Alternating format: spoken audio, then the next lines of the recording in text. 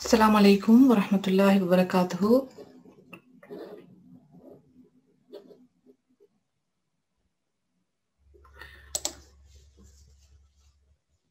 Center for Creative Learning ஆல நடத்தப்படுற இன்னொரு செஷனுக்கு உங்கள் எல்லாரையும் வரவேற்கிறேன்.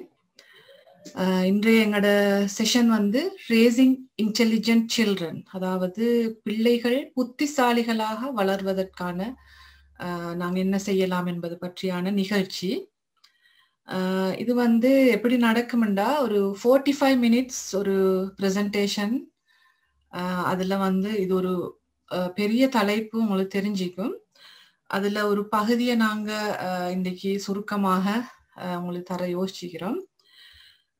அதுக்கு பிறகு இன்ஷா அல்லாஹ் இன்னொரு 1/2 hour to 45 minutes எங்களுக்கு ஒரு டிஸ்கஷன். உங்களுக்கு ஏதாவது இது சம்பந்தப்பட்ட கேள்விகள் இருந்தா நாங்க அதை பகிர்ந்து கொள்ளலாம் இன்ஷா அல்லாஹ்.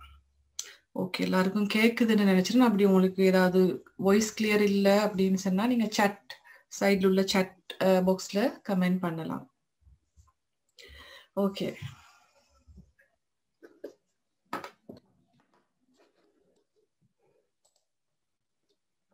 ஓகே, எல்லாருக்கும் பவர் பாயிண்ட் ப்ரெசன்டேஷன் கிளியரா இருக்குதுன்னு நினைச்சிட்டேன். ரைட்,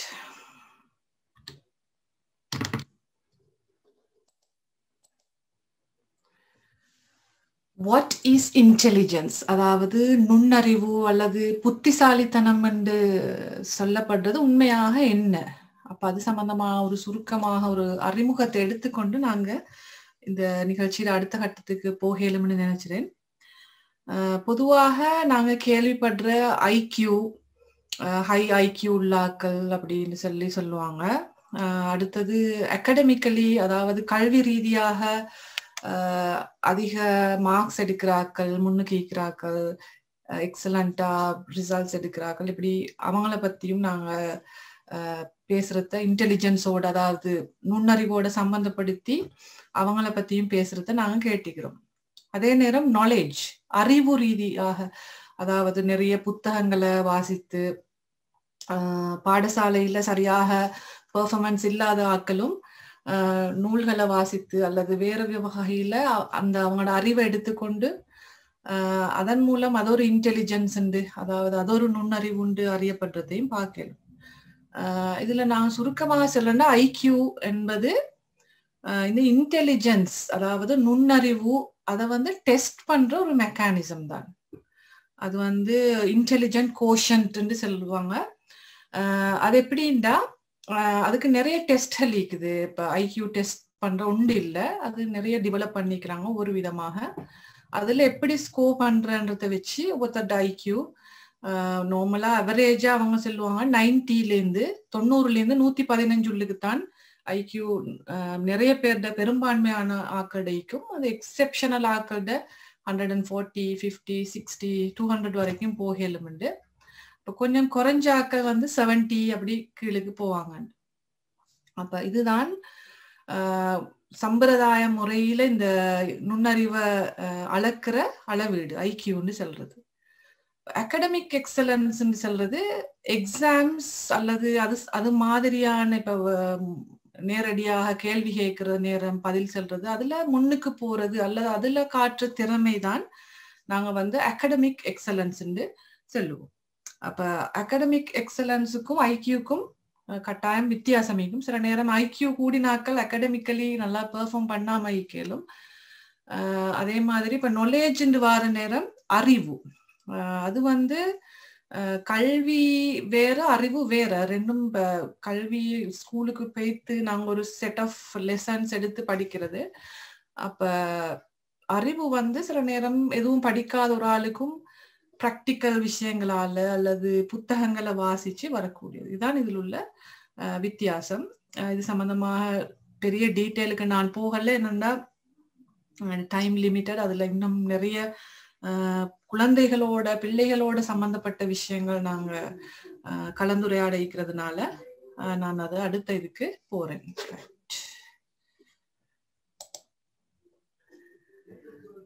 இன்டெலிஜென்ஸ் அதாவது நுண்ணறிவு வந்து நிறைய வரைவிலக்கணங்கள் டெஃபினிஷன்ஸ் நுண்ணறிவு கேக்குது. ஆனா நான் ஒரு லிண்டா சுசான் என்ற ஒரு அமெரிக்கன் சைக்காலஜிஸ்ட். அவர் ஒரு சைக்காலஜிஸ்ட், எழுத்தாளர், மற்றது ஒரு ப்ரொஃபசர்.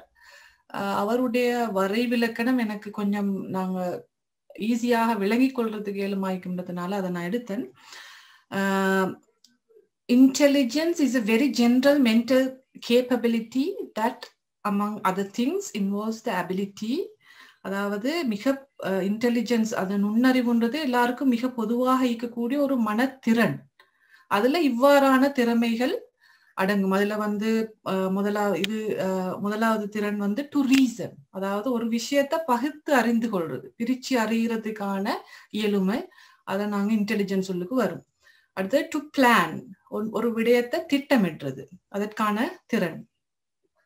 அடுத்தது சால்வ் ப்ராப்ளம்ஸ், பிரச்சனைகளை தீர்ப்பதற்கான ஆற்றல்.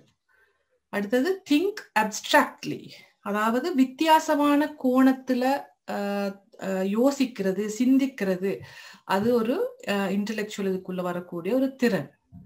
அடுத்தது கம்ப்ரிஹெண்ட் கம்ப்ளெக்ஸ் ஐடியாஸ், சிக்கலான கருத்துக்களை புரிந்து கொள்வது, இலகுவாக புரிந்து கொள்றதுக்கான திறன். அடுத்தது learn quickly and learn from experience, அதாவது அனுபவங்களிலிருந்து கற்றுக்கொள்றதும் இலகுவாக விஷயங்களை கிரகித்துக் கொள்றதும், இதுவும் வந்து இன்டெலிஜென்ஸ் சொல்லுக்கு வரும். அப்ப இதுக்குள்ள நாங்க முக்கியமாக பார்க்க வேண்டியது என்னன்னா, புக் லேர்னிங், அதாவது ஒரு டெக்ஸ்ட் புக்கை படிச்சு விளங்கி கொள்றன்றது ஒரு குறுகிய ஒரு கல்வி சார்ந்த திறன் உண்டு. அது ஒரு திறன் தான், அதை மறுக்கல. ஆனா அது வந்து அது ஒரு எக்ஸெப்ஷனலான, யாருக்குமே இல்லாத ஒரு திறன் ஒன்று அல்ல. அடுத்தது டெஸ்ட் டேக்கிங் ஸ்மார்ட்ஸ். சிலர் வந்து அந்த எக்ஸாம்ஸ்ல நல்லா பெர்ஃபார்ம் பண்ணுவாங்க. அதுக்கு ஒரு சிஸ்டம் உண்டு, எக்ஸாமுக்கு இப்படி படிச்சா பெர்ஃபார்ம் பண்ணலும் வந்து. அப்ப அதை நாங்க குறைச்சி மதிப்பிடுறதல்ல, இதை விளங்கி கொள்றதுக்காக நாங்க எடுக்கிறோம். அப்ப இது வந்து இப்ப இன்டெலிஜென்ஸ் சொல்றது புத்தகங்களை, டெக்ஸ்ட் புக்ஸை படிச்சு அல்லது எக்ஸாம் பாஸ் பண்ற அந்த மாதிரியான விஷயங்கள் மட்டும் அல்ல, அதுவும் இதுக்குள்ள அடங்கும். அப்ப அதை விட ஒரு ப்ரோட கன்செப்ட் ஒன்று சொல்லுது, அதாவது விரிந்த பொருள் ஒன்று தருது. அதாவது எங்களை சூழ உள்ள விஷயங்களை பற்றி நாங்க புரிந்து கொள்றது, அதை பத்தி ஆழமாக விளங்கி கொள்றது. அடுத்தது எதை எப்படி செய்யறது, அதுக்கான அபிலிட்டி, அதுக்கான திறன்களை நாங்க எடுத்துக்கொள்றது, ஒரு விஷயம் எப்படி நடக்குது, உலகத்துல என்ன சுத்தி என்ன நடக்குதுன்ற சம்பந்தமான அந்த ஜென்ரல் ஒரு ஐடியா வந்து அந்த இன்டெலிஜென்ட் ஒருத்தருக்கு இலகுவாக வந்துடும். அது படிச்சுத்தான் வரணும்னு இல்லை. எங்களை சூழ உள்ளத்தை நாங்க கிரகிச்சு எப்படி எதை செய்யலாம், ஒரு திடீர்னு ஒரு பிரச்சனை ஒன்று வந்து அதை எப்படி தீர்க்கலாம்ன்றது அந்த நுண்ணறிவு சார்ந்த ஒரு விஷயம் ஒன்று. அப்ப இது நான் நினைக்கிறேன் ஒரு ஜென்ரலாக எங்களுக்கு எல்லாருக்கும் விளங்கி கொள்ளக்கூடிய ஒரு டெஃபினிஷன். நிறைய இன்டெலிஜென்ஸ் சம்பந்தமான டெஃபினிஷன் இருந்தாலும் நான் இன்றைக்கு உள்ள எங்களோட தலைப்பிட இதை கருதி இந்த டெஃபினிஷனை நான் எடுத்துக்கொண்டேன். நான் நினைச்சேன் இது எல்லாருக்கும் புரிஞ்சிக்கும் என்று. ரைட், நெக்ஸ்ட் வந்து மல்டிபிள் இன்டெலிஜென்ஸ் தியரி. நான் நினைச்சிறேன் கல்வி சார்ந்த ஆட்கள் நிறைய பேர் இதை பத்தி கேள்விப்பட்டிருப்பீங்க, படிச்சிருப்பீங்க. பல் நுண்ணறிவு கோட்பாடு என்றது. இது வந்து ஹோவர்ட் கார்ட்னர்ன்ற ஹார்வர்ட் யூனிவர்சிட்டியில உள்ள கல்வி சம்பந்தமான துறையில் உள்ள ஒரு ப்ரொஃபசர் வந்து 1983 முன் வச்ச ஒரு தியரி உண்டு. அப்ப இந்த தியரி என்ன சொல்லுதுன்னு சொன்னா, நார்மலாக அதுக்கு முன்னுக்கு ட்ரெடிஷனலான மெத்தட்ல தான் ஒருத்தர்ட இந்த நுண்ணறிவை அளந்து கொண்டு வந்தாங்க. அதாவது மெயின்லி வந்து ஒருத்தர்ட மொழித்திறன், அதையும் அவங்களோட கணித தர்க்க திறன்களையும் தான் நுண்ணறிவு உண்டு. நுண்ணறிவான ஆட்களுக்கு அந்த திறன்கள் ரெண்டும் தான் கூட இருக்கும்னு கருதினாங்க. அப்ப நார்மலி என்னன்னு சொன்னா, நீங்க எங்களோட சமூகத்திலையும் பார்க்கலும் யாரு டேலண்டட் அல்லது யாரு இன்டெலிஜென்ட்னு நாங்க பொதுவாக சொல்றேன்னு சொன்னா, ஒரு விஷயத்த மேத்தமெட்டிக்கலி லாஜிக்கலி அணுகக்கூடிய ஆட்களையும், அடுத்தது லாங்குவேஜ்ல இப்ப நல்லா எழுதுற ஆட்கள் அல்லது ஒரு விஷயத்த தெளிவாக சொல்லக்கூடிய ஆட்களையும் தான் நாங்க வந்து இன்டெலிஜென்ட் என்று பொதுவாக பிராண்ட் பண்ணோம்.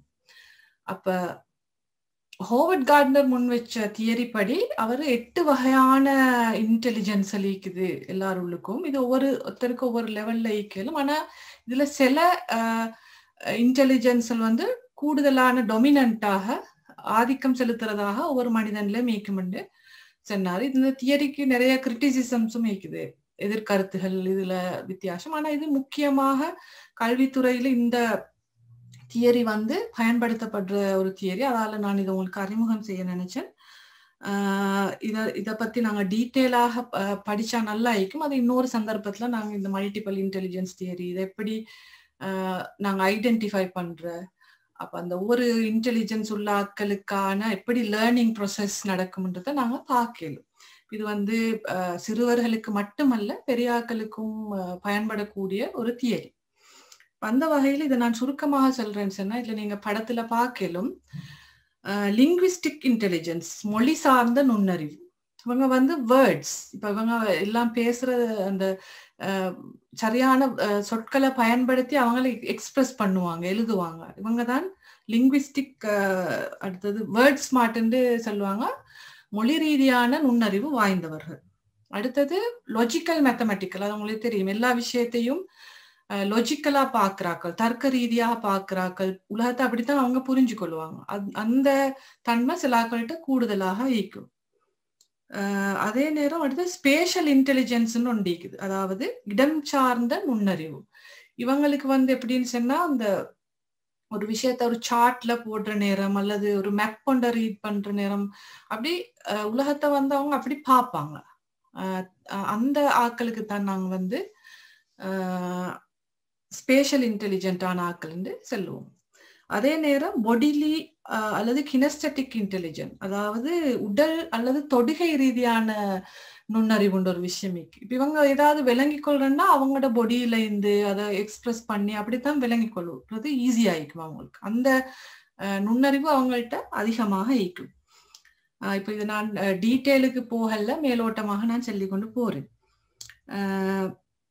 அடுத்தது மியூசிக்கல் இன்டெலிஜென்ஸ். இதை நீங்க வந்து இப்ப இந்த விஷயங்களை டெஸ்ட் பண்றதுக்கான சில ஃபார்முலாஸ் அல்லது சில ஃபார்ம்ஸ் ஈக்குது, அதுல இருந்து நீங்க அறிந்து கொள்ளலாம் ஒருத்தருக்கு என்ன இது திறன் கூடுதலாக ஈக்குது. இசைன்ற நேரம் இப்ப எல்லாத்தையுமே இப்ப சின்ன பிள்ளையில நீங்க அவதானிக்கலும், ஒரு சவுண்ட் எழுப்பி அதை ரசிக்கிறது அல்லது அந்த சவுண்ட வெளியிலிருந்து வார நேரம், இசைன்ற நேரம் எல்லாம் தான் நேச்சர்ல உள்ள சவுண்டையோ அல்லது வெளியே இந்த இசை கருவிகள்ல வார சவுண்டையோ எதையோ ரசிக்கிறது, அதுக்கு மூவ் பண்றது, இப்படி இந்த ஒவ்வொரு பிள்ளைகிட்ட ஒவ்வொரு இயல்புகள் இருக்கும். அப்ப அந்த திறன்கள் கூடுதலான ஆட்களுக்கு நாங்க மியூசிக்கல் இன்டெலிஜென்டான ஆட்கள் என்று சொல்லுவோம்.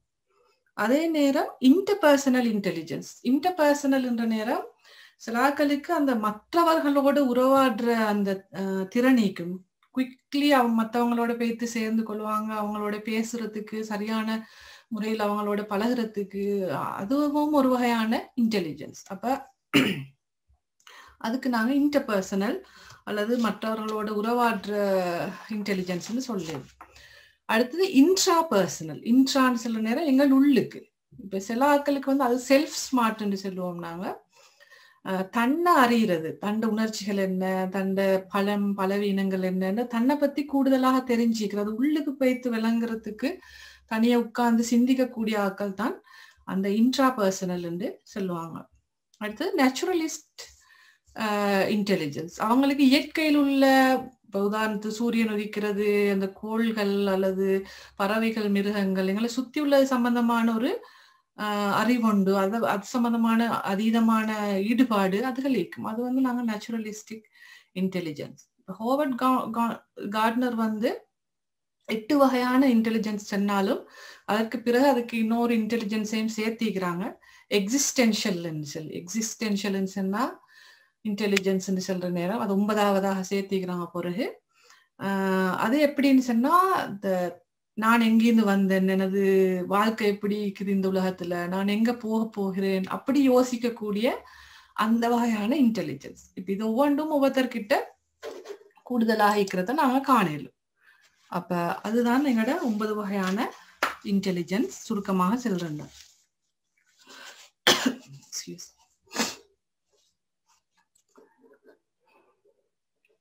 ரைட். இதுல நாங்க மல்டிபிள் இன்டெலிஜென்ஸ் இந்த தியரியை இங்க பிரசன்ட் பண்ணினதோட நோக்கம், ஒவ்வொரு குழந்தைகளும் யுனிக், தனித்துவமான ஆட்கள். அவங்க ஒவ்வொருத்தையும் ஒவ்வொரு விதமான திறமைகளையும் அப்ப எந்த அளவுக்கு மொழி, அடுத்தது கணிதம், தர்க்கம் இதுகள்ல முன்னுக்கு இருக்கிறார்கள் இன்டெலிஜென்ட்டோ, அதே மாதிரிதான் ஆர்டிஸ்டலோ, ஒன்டர்பிரினியர்ஸோ, தெரபிஸ்டலோ இவங்க எல்லாருக்கும் இன்டெலிஜென்ஸ் இருக்குது. பொதுவா சொல்லுவாங்க, நீங்க பார்த்திருப்பீங்க ஸ்டாண்டப் கொமேடியன்ஸ், அந்த ஜோக் செல்றாக்கள் முன்னுக்குள்ளாக்களை பத்தி, அவங்க வந்து ஹைலி இன்டெலிஜென்ட்னு சொல்லுவாங்க. அது மாதிரி கார்ட்டூனிஸ்டல், அவங்க வந்து எல்லாரும் பாக்குற விதத்துல இருந்து வித்தியாசமான ஒரு விதத்துல பாக்குறத நாங்க காணல. அதால இப்ப நாங்க இந்த தியரி வந்து அடல்ட் லேர்னிங்லயும் மிக முக்கியம். ஒவ்வொருத்தரோட லேர்னிங் ஸ்டைல தீர்மானிக்கிறது, அவங்களோட ஃபியூச்சர் கேரியர், அதாவது இப்ப அவங்க என்ன ஜாப் செய்ய போறாங்க. உதாரணத்துக்கு இப்படி சொல்லுவோமே, இப்ப பொடிலி இன்டெலிஜென்ஸ், அந்த என்ன சொல்ற உடல் ரீதியான இன்டெலிஜென்ஸ் டொமினண்டா இருக்கிற ஒரு ஆளுக்கு ஆக்டிவான ஒரு ஜாப் தான் தேவை. அவர் போய் ஒரு கிளார்க்காக ஒரு பேங்க்லயோ அங்கே உட்கார்ந்து அவரு அந்த திருப்தியாக உணர மாட்டார். அப்ப ஒவ்வொருத்தருட அந்த இன்டெலிஜென்ஸ் வந்து அந்த பிறக்கிற நேரம் இருந்து அது டெவலப் ஆகுது பிறகு. அப்ப அந்த சூழல்கள் அவர் கிடைச்சிற தூண்டல் துலங்கல்களால அப்ப அது வந்து அவங்களோட ஃபியூச்சர்ல உள்ள எவ்ரி ஸ்டெப்புக்கும் அதை பாதிக்கும், அது சரியாக நர்ச்சர் பண்ணப்படாத இடத்துல. அப்ப இதை நாங்க இன்னொரு சந்தர்ப்பத்துல டீட்டெயிலாக பார்ப்போம். ரைட்.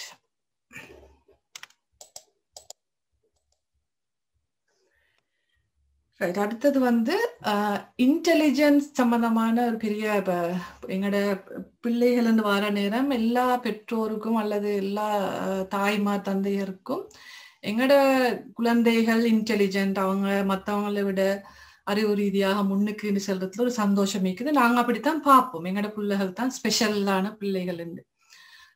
ஆனா நாங்க குறிப்பா பாக்குற நேரம் எல்லா பிள்ளைகள்கிட்டையும் தனித்துவமான இந்த திறமைகள் இருந்தாலும் ஏர்லி சயின்ஸ் ஆரம்ப கட்டத்திலேயே நீங்க ஒரு புள்ள பிறந்து ஒரு 1-2 இயர்ஸ் உள்ளுக்கு அந்த பிள்ளை எப்படியான இன்டெலிஜென்டான ஒரு பிள்ளையாக வருமா, அதாவது இப்ப நார்மல் இதை விட கூடின ஒரு பிள்ளையாண்டு அடையாளம் காண்றதுக்கான சில சயின்ஸ் அடையாளங்கள் இருக்குது. இது வந்து இப்ப எல்லாருக்கும் இது இல்லாம இருந்தாலும் இது இன்டெலிஜென்ட்டாக ஈக்கலும். இது வந்து ஒரு சில இதைத்தான் நான் இன்றைக்கு போட்டிக்கிறேன். அப்ப அதை நான் சுருக்கமாக சொல்றேன். ஒன்று வந்து ரீடிங் ஏர்லி, வாசிக்கிறதுக்கு மிக சின்ன வயசுல ஆரம்பிக்கிற பிள்ளைகள் வந்து பிற்காலத்துல அவங்களோட இன்டெலிஜென்ஸ் கூடுதலாக இருக்கிறத எங்களோட ஆய்வு முடிவுகள்ல நாங்க கண்டுகொள்ளல. அதாவது வாசிக்கிற நேரம் நாங்க வந்து வாசிக்கிறதுக்கு திணிக்கிறது அல்ல, பிள்ளைய கூப்பிட்டு நீங்க வாசிக்க வேணும்னு சொல்றதல்ல. அந்த வாசிப்புக்கான சூழல் உருவாக்குற நேரம் அந்த புள்ள இயல்பாக வாசிப்ப நாடி போகுது, ஏர்லியா ஸ்டார்ட் பண்ணுது, அது அதோட விருப்பத்துல ஸ்டார்ட் பண்ற நேரம் அது வந்து ஏர்லி சைன் உண்டு, அதாவது ஆரம்ப கட்ட அடையாளம் உண்டு. பிள்ளை பிற்காலத்துல நுண்ணறிவு கூடுதலான ஒரு பிள்ளையாக வாரத்துக்கான வாய்ப்பு இருக்கிறது. அடுத்தது லார்ஜ் வொக்காப்ஸ், அதாவது சொல்வளம், சொற்கள் கூடுதலாக நீங்க பார்க்கலும். இப்ப உதாரணத்துக்கு ஒரு 2-3 இயர்ஸ் 2-3 வயசு பிள்ளையோண்டு பேசுற நீங்க கம்பேர் பண்ணி பாக்குற நேரம் சில பிள்ளைகள் கூடுதலான சொற்கள், கடினமான சொற்களை யூஸ் பண்ணுவாங்க. அவங்களோட சிக்கலான அப்படின்னா பெரியாக்கள் பேசுற மாதிரியான சில சொற்களை கூட அவங்க பாவிப்பாங்க. அப்ப அந்த லார்ஜ் வொக்காப்ஸ் வந்து எப்பவுமே உண்டு. எங்களோட சூழல்ல நாங்க கேட்கிற அந்த சொற்கள்ல இருந்து வரும். எங்களை சுத்தி அந்த குழந்தைய சுத்தி உள்ள பெரியவர்கள் அந்த சூழல்ல பேசுற சொற்கள்லேருந்து அந்த புள்ள கிரகிக்கிறது. அடுத்தது இது மாதிரி ரீட் பண்றது, அந்த மாதிரி விஷயங்களால அந்த லார்ஜ் வொக்காப்ஸ் வந்து வரும். அதுல முக்கியமாக சில்ட்ரன்ஸ் என்ன, அந்த லார்ஜ் வொக்காப்ல எங்களுக்கு தெரிஞ்ச அளவுக்கு ஒரு ஆக ஏர்லியாக அந்த பேசின ஒரு புள்ள உண்டிக்குது 8 monthsல. 8 மாதத்துல அந்த புள்ள கேட்டுச்சாம், நீங்க எனக்கு ஏன் இந்த பேரை வச்சீங்கன்னு சொல்லி அவங்களோட பேரை குறிப்பிட்டு. அப்ப அந்த அளவுக்கு சில பிள்ளைகள் ஏர்லியாக ஸ்டார்ட் பண்ணும். ஆனா அது நார்மலா எல்லாரும் அப்படி ஸ்டார்ட் பண்ண மாட்டாங்க. அப்ப அந்த லார்ஜ் வொக்காப்ன்றது இன்டெலிஜென்ஸ்ட ஒரு சைன் தான். இதை நான் ஏன் சொல்றேன்னா, இது வந்து நேச்சுரலா ஏர்லியாக புள்ளகள் காட்டக்கூடிய சைன்கள். நாங்க அடுத்த கட்டத்துல பார்க்க போறோம் எப்படி அதை தூண்டலாம், எங்களுக்கு அதுக்கான சூழலை உருவாக்குறதுக்கான டிப்ஸை தான் நாங்க அடுத்த கட்டம் பார்க்கிறோம். அதால நான் இந்த ஏர்லி சைன்ஸை சொல்லி கொண்டு போறேன். ரைட், கியூரியாசிட்டி, அதாவது அதீதமான ஆர்வம், எல்லாத்தையும் அந்த தேடி பார்க்கணும், பிடிச்சி பார்க்கணும், அப்படி ஒரு கியூரியஸான பிள்ளைகளை நாங்க காண்றோம். அப்ப எல்லாத்தையுமே ஒரு ஆராய்ச்சி மனப்பான்மையோட பாக்குற அப்படியான பிள்ளைகள் இருக்கிறது நாங்க காணலும். அவங்க வந்து உண்மையா இந்த எதிர்காலத்துல பிற்காலத்துல அவங்களோட இன்டெலிஜென்ஸ் கூடுதலாக வாரத்துக்கான வாய்ப்புகள் இருக்குதா. அந்த இத கியூரியாசிட்டியை காட்டுற பிள்ளைகள் பிற்காலத்துல அவங்களோட இன்டெலிஜென்ஸ் கூடுதலாக இருக்கிறத காணலும். அடுத்தது எக்ஸெப்ஷனல் கிரியேட்டிவிட்டி, அதீதமான அபரிமிதமான ஆக்கத்திறன். கிரியேட்டிவிட்டின்னு வர நேரம் நீங்க அது மியூசிக் ஆயிக்கலாம், பெயிண்டிங் ஆயிக்கலாம், அல்லது ஒரு பிரச்சனை ஒன்றை தீர்க்கிறதா ஆயிக்கலாம். நீங்க எதிர்பார்க்காத ஒரு விஷயத்த அந்த புள்ள பேசுது அல்லது எக்ஸ்பிரஸ் பண்ணுது, சொல்லி காட்டுது, செஞ்சு காட்டுதுன்னு சொன்னா அது வந்து எங்களுக்கு அந்த கட்டத்துல அந்த ஏஜ்ல இந்த புள்ள எப்படி செய்யுமான்னு நாங்க புதினப்படுவோம். அது அந்த இயல்பு வந்து ஒரு ஏர்லி சைன் பிற்கால இன்டெலிஜென்ஸுக்கான. ரைட், அடுத்தது முக்கியமான விஷயம், இது ஹைலி சென்சிட்டிவ்னு சொல்ற, அதாவது அதீதமான உணர்திறன் என்று சொல்லுவோம் எங்களுக்கு. இப்ப இந்த விஷயத்த பத்தி நாங்க நிறைய பேரண்ட்ஸ் வந்து ஒரு பிரச்சனையாக செல்றத கண்டிக்கிறோம். அதாவது எங்களுக்குள்ள வந்து ஹைலி சென்சிட்டிவ், ஒரு சின்ன விஷயத்துக்கு இமோஷனல் ஆகுற, அழுகிற, அடுத்தது ஒரு வயலண்டான இதோண்ட பாக்கலாம், சின்னொரு கொஞ்சம் ஒருத்து நாங்க ஒரு வேர்டு ஒன்று சொன்னாலும் இமோஷனல் ஆகிற, எங்களோட கோபமாகிற, தூரத்துக்கு போற, அப்படி அந்த ஹைலி சென்சிட்டிவ் பிள்ளைகளை நீங்க கண்டிப்பீங்க. நார்மலி ஹைலி சென்சிட்டிவ் வாழ்க்கையில வந்து அது சென்சிட்டிவிட்டியை இல்லாமாக்கி முன்னுக்கு எடுக்கத்தான் நான் பாக்குறேன். ஆனா அந்த ஹைலி சென்சிட்டிவ் அந்த இயல்பு வந்து ஒரு இன்டெலிஜென்ஸ் சைன் உண்டு, அந்த ஏர்லி சைன் உண்டு இன்டெலிஜென்ஸ். அது முக்கியமான விஷயம். அதே நேரம் எம்பத்தட்டிக் சொன்னா உங்களுக்கு தெரியும், மிச்சம் ஒரு அந்த மனிதனோடையோ மிருகங்களோடையோ கூடுதலான ஒரு அன்பு, அவங்களுக்கு ஏதாவது துன்பம் உண்டா இவங்க துன்பப்படுறது, அது இயல்புல ஈக்கும். நிறைய பிள்ளைகள் வந்து இப்ப ஒரு பூனை ஒன்றையோ நாய் ஒன்றையோ காண்ற நேரம் கல்லடிப்பாங்க, அதுக்கு ஒரு அநியாயம் செஞ்சு பாக்குறதுக்கான இன்ட்ரெஸ்ட் ஈக்கும். அதுவும் ஒரு வகையான கியூரியாசிட்டின்னு எடுக்கலாம். அதே நேரம் சில பிள்ளைகள் எம்பத்தட்டிக்கா இருப்பாங்க, அதுக்கு அப்படி செய்யப்படாதுன்ற அந்த அண்டர்ஸ்டாண்டிங் சின்ன வயசுல அவங்கள்ட்ட ஈக்கும். அப்ப அது ஒரு இன்டெலிஜென்ஸ்ட சைன். ரைட், அடுத்தது வந்து ஹை எனர்ஜி. அதாவது அதீதமான ஒரு எனர்ஜி உண்டு அவங்களுக்கு. அதாவது ஒரு நேரமும் சும்மா ஈக்க மாட்டாங்க, ஏதாவது செஞ்சு கொண்டே ஈக்கணும். சில நேரத்துக்கு அது ஹைப்பர் ஆக்டிவ்னு நாங்க இது பண்ணிப்படுவோம், அவங்களை அடையாளப்படுத்தப்படுவாங்க. எல்லாத்துலயுமே கொஞ்சம் ஃபாஸ்டா முழு நாளும் ஏதாவது செஞ்சு கொண்டு துருவி கொண்டு ஈக்கணும்ன்ற அந்த ஹை எனர்ஜி வந்து இன்டெலிஜென்ஸ்ட ஒரு ஏர்லி சைன். அடுத்தது பெர்சிஸ்டன்ஸ்ன்றது தொடர்ச்சியான மாறாம உறுதி உண்டு.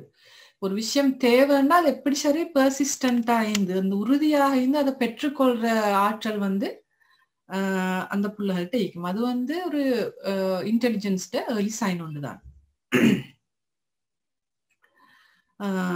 அதே நேரம் அன்யூஷுவல் மெமரின்ற ஞாபக சக்தி, அதாவது அசாதாரணமான ஞாபக சக்தி. சிலர் எல்லா விஷயமும் எல்லா வேர்ட்ஸும் நினைவுல நிக்குது, மிக சின்ன வயசுலயே எல்லா விஷயமுமே அவங்களோட மனசுல அப்படியே பதியுது, அது திருப்பி சொல்றாங்க. சில நேரம் என்ன நடக்கும்னு சொன்னா, இந்த நாங்க ஏதாவது ஒன்றை சொல்லி கொடுக்குற நேரம் அவங்க அதை கேட்டுட்டு இருப்பாங்க, இல்லாம அதை திருப்பி சொன்னா சொல்ல மாட்டாங்க. ஆனா இன்னொரு இடத்துல அதை வந்து நாங்க அறியாத ஒரு இடத்துல அதை திருப்பி அந்த மெமரி ஈக்குறன்றத காட்டுவாங்க. அப்ப அது அன்யூஷுவல் மெமரி சில பிள்ளைகளுக்கு ஈக்கும். அது வேர்ட்ஸ் இருந்தாலும் தான், இன்சிடென்ட்ஸை சொல்லுவாங்க. அப்ப அது வந்து இன்டெலிஜென்ஸ்ட ஒரு சைன்.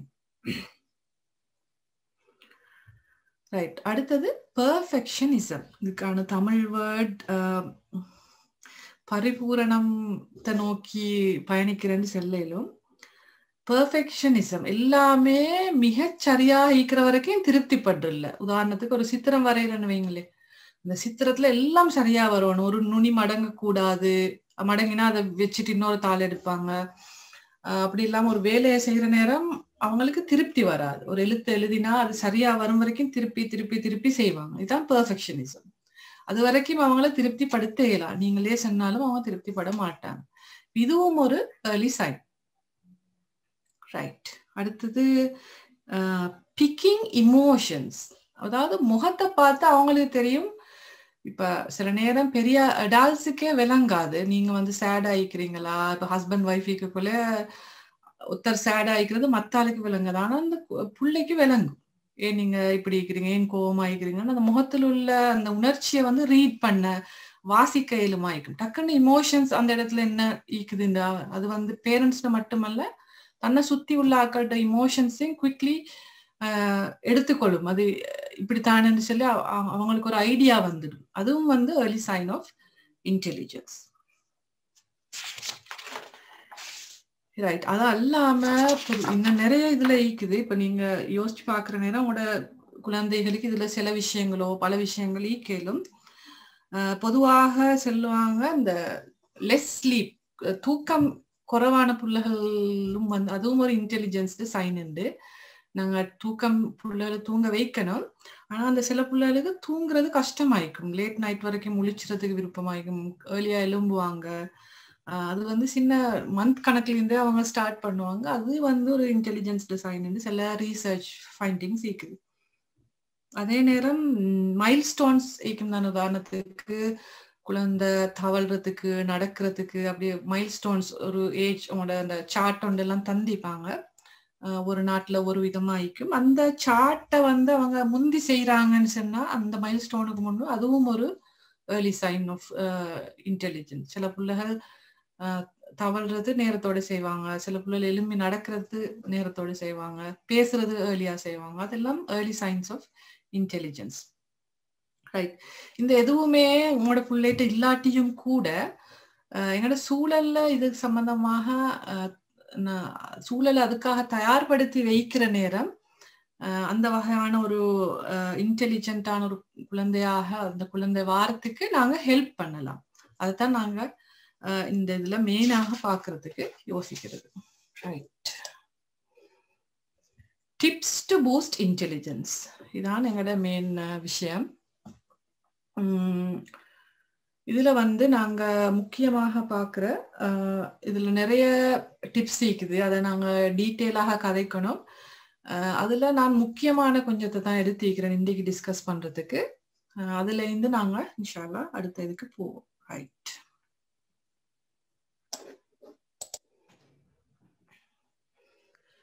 ஒன்று, identify and nurture their interest.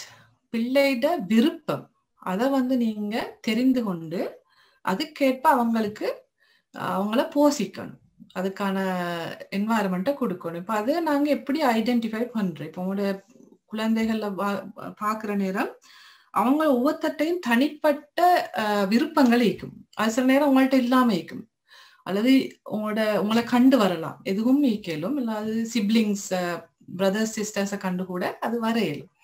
அப்ப என்ன அவங்க கூடுதலாக இன்ட்ரெஸ்ட் காட்டுறாங்கன்றது அது சின்ன வயசுல ஈவன் 1-2 இயர்ஸ் உள்ளுக்கு உங்களுக்கு விளங்கும். அதுவும் மேலாம் போனா 3 to 5 இயர்ஸ் உள்ளுக்கு கட்டாயம் அவங்களோட இன்ட்ரெஸ்ட் என்னன்றது எங்களுக்கு புரிஞ்சு கொள்ள முடியுமாக இருக்கும். அப்ப அதுல சில ஆட்களுக்கு பாடுற திறனைக்கும் பேசுற திறனைக்கும் லொஜிக்கல் ஸ்கில்ஸ் இருக்கும். இப்ப நீங்க இந்த மல்டிபிள் இன்டெலிஜென்ஸ் வச்சு கூட அதை யோசிக்கலும். அப்ப அப்படியான ஸ்கில்ஸ் வந்து எந்த விஷயத்துல இருக்குன்னு நீங்க ஐடென்டிஃபை பண்ணினா அதை நோக்கி அவங்களுக்கு கூடுதலான ஆப்பர்ச்சுனிட்டிஸ வாய்ப்புகளை உருவாக்கி கொடுக்கலும். இப்ப ஆர்ட்ல இன்ட்ரெஸ்டான ஒரு பிள்ளைக்கு நீங்க என்ன செய்யலாம்டா, பேப்பர் வாங்கி கொடுக்கலாம், கலர்ஸ் வாங்கி கொடுக்கலாம். இப்ப இதுல படத்தில் உள்ள பாய்க்கு ஒரு மைக் கொண்டு வாங்கி கொடுத்தீங்க. அப்ப அந்த மாதிரி பாடுறதுக்கு பேசுறதுக்கு மற்றவங்களோட இன்டராக்ட் பண்றதுக்கு இப்படியான இன்ட்ரெஸ்ட்ல நீங்க தெரிஞ்சா ஒரு இன்ட்ரெஸ்ட் ஆயிக்கலாம் அல்லது பல இன்ட்ரெஸ்ட் எல்லாம் ஆயிக்கலாம். நீங்க வந்து அதுக்கு ஊக்குவிக்கலாம் அவங்கள. அப்ப அதுக்கான பொருட்களை வாங்கி கொடுக்கறதோ அல்லது அதுக்கான வாய்ப்புகள் உருவாக்கி கொடுக்கறதோ அது ஸ்கூல்லையும் செய்யலும், நர்சரியில செய்யலாம், அல்லது ஏர்லியாக நாங்க செய்யக்கூடிய ஒரு இடம் தான் எங்களோட வீடு. அப்ப அந்த இடத்துல இருந்து நாங்க அந்த இன்ட்ரெஸ்ட சரியாக நாங்க பிக் பண்ணி அவங்களுக்கு கொடுக்கறதுக்கு முயற்சி செய்யணும். அது முக்கியமான விஷயம். Right. Reading books with them, இது எல்லாரும் செல்ற விஷயம்தான். நாங்க இங்க மெயின்லி போட்டுக்கிற அவர்களோட சேர்ந்து புத்தகங்களை வாசிங்கன்னு. வளமையா இப்ப புத்தகங்களை வாசிக்கிறன்றது உண்டு, சேர்ந்து வாசிக்கிறன்றது உண்டு. நாங்க யோசிச்சு பார்ப்போம், இங்க உள்ளாக்கல்ல எத்தனை பேர் நீங்க உங்களோட குழந்தைகளோட அல்லது உங்களை சுத்தி உள்ள குழந்தைகளோட உட்கார்ந்து புக் ரீட் பண்ற. அப்ப ரீடிங் என்று சொல்றது அது ஒரு சந்தோஷமான ஒரு ஆக்டிவிட்டியாகத்தான் நீக்கணும். அது ஒரு கஷ்டமானதோ கவலையான அல்லது ஃபோர்ஸ் பண்ணப்பட்ட ஒரு ஆக்டிவிட்டியாக இல்லாம விருப்பமாக வந்தா தான் அது இன்ட்ரெஸ்டாக இருக்கும். அப்ப ரீடிங் புக்ஸ் நிறைய ரீசர்ச் காட்டுது அவங்களோட பல ஸ்கில்ஸ், ரீடிங் ஸ்கில்ஸை மட்டுமல்ல பல திறன்களை வளர்க்கறதாக. அப்ப அது வீட்டுல ஒரு மினி லைப்ரரி உண்டு. அடுத்தது அவங்களுக்கு புக்ஸ் அக்சஸ் பண்றதுக்கு இலகுவாக அவங்களோட உயரத்துக்கு தக்க மாதிரி அதை அமைச்சு கொடுக்கறதோட நீங்க சேர்ந்து ரீட் பண்றது. அப்ப அவங்களோட ஃபேவரட் புக்ஸ் சில நேரம் பிக் பண்ணுவாங்க. ஒரு நாளைக்கு நீங்க உங்களோட ஃபேவரட் புக்கை பிக் பண்ணலும் நீங்க உட்கார்ந்து ரீட் பண்ணலாம், அவங்களோட வாசிக்கலாம். அப்ப இது எல்லாராலையுமே செய்யக்கூடியது. நாங்க அதுக்கு பெரிய புக்ஸ் அந்த என்ன சொல்ற எக்ஸ்பென்சிவான விலை அதிகமான புக்ஸ் தேவையும் இல்லை. நாங்களாக கிரியேட் பண்ணவும் மேலும் புத்தகங்களை எங்களுக்கு விருப்பமான மாதிரி. அப்படியாக நாங்க அவங்களோட உட்கார்ந்து வாசிக்கிறன்றது அவங்களே நிறைய ஒரு இன்டெலெக்சுவல் என்வாயர்மெண்ட் உண்டு கிரியேட் பண்ணும். என்னன்னா ரீடிங் அவங்களோட அந்த கல்விக்கான அல்லது அறிவு தேடலுக்கான தாகத்தை கூட்டும். அப்ப அது முக்கியமான விஷயம். அப்ப அந்த விஷயத்துக்கு நாங்க ஹெல்ப் பண்ணலும்.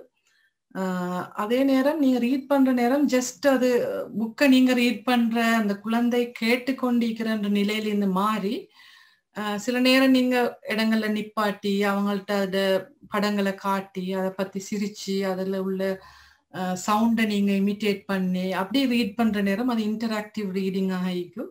அது நிறைய ஹெல்ப் பண்ணும்.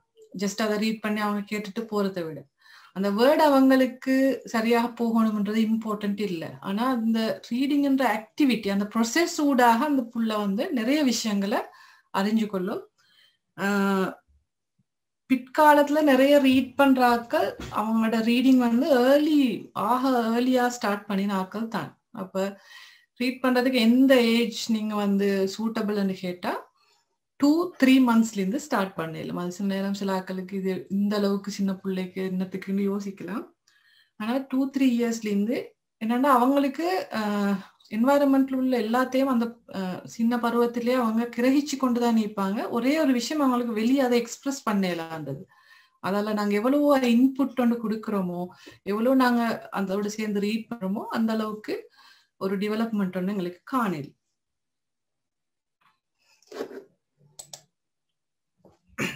அடுத்தது ஸ்டிமுலேட்டிங் டாய்ஸ். இப்ப டாய்ஸை பத்தி வாசிக்கிறோம். அதாவது ஊக்குவிக்கக்கூடிய ஸ்டிமுலேஷனுக்கான சரியான தமிழ் வேர்டு ஊக்கப்படுத்துற, அதாவது தூண்டக்கூடிய, ரைட், தூண்டக்கூடிய விதமான விளையாட்டு பொருட்கள். பொதுவாக விளையாட்டு வார நேரம் நாங்க யோசிக்கிறோம் என்னன்னு சொன்னா அந்த புள்ள சந்தோஷமாக ஏதோ ஒன்று செஞ்சு கொண்டிருக்குதுன்னு. ஆனா ஆக்சுவலி என்ன நடக்குதுன்னா பிள்ளை தன்னுடைய மூளைய திருத்தி செய்து கொண்டு இருக்குது, ரைட். அப்ப மூளைய விருத்தி செஞ்சு கொண்டிருக்கிறன்றதுதான் பிளேயிங்ன்றது. அது ஒரு சும்மா அந்த யூஸ்லெஸ் ஆன பயனில்லாத ஒரு விஷயம் ஒன்று அல்ல. அப்ப அது அந்த குழந்தையோட பிற்காலத்தில் உள்ள அவனோட இந்த சமூக ரீதியான இன்டெலெக்சுவல் நுண்ணறிவு ரீதியான இமோஷனல் ஸ்கில்ஸுக்கான ஒரு அடிப்படையை தான் அந்த புள்ள விளையாட்டோட எடுத்துக்கொண்டிருக்கிறது செல்லல்.